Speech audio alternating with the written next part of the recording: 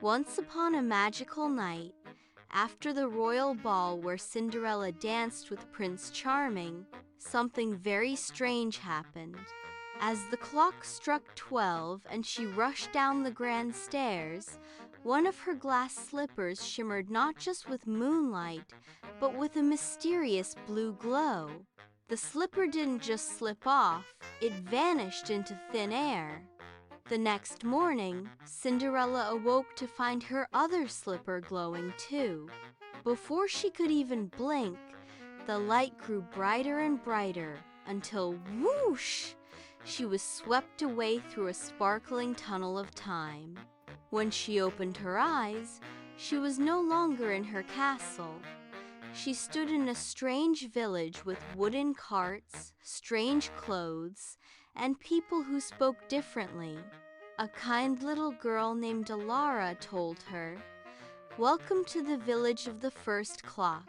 You must be from the future."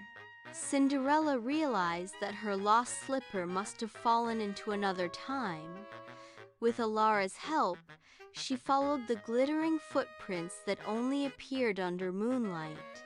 The footprints led them to a tall clock tower, guarded by a talking owl named Orin, who said, "Only the true owner of the time slipper may travel between worlds."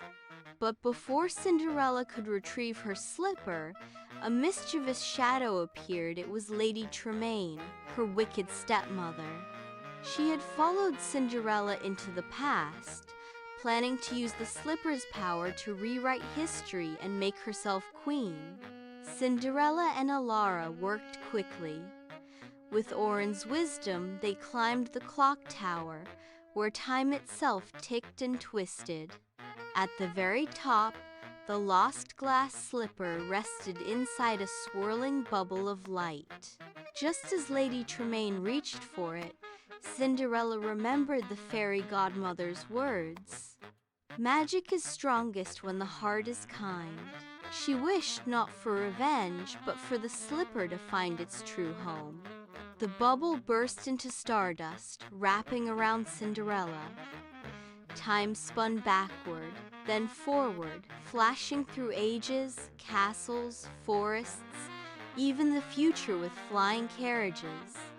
Finally, she landed back in her palace ballroom, just as the prince was about to try the slipper on every girl in the kingdom. When the glass slipper touched her foot, it fit perfectly, and this time, it shimmered with both love and time's secret light.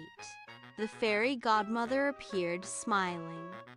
"You have not only found your slipper, dear Cinderella," she said, "but also found the courage to change the past with kindness." And from that day on, Cinderella's slippers became symbols of hope, reminding everyone that true magic isn't just about fairy dust. It's about the choices we make in every time and place.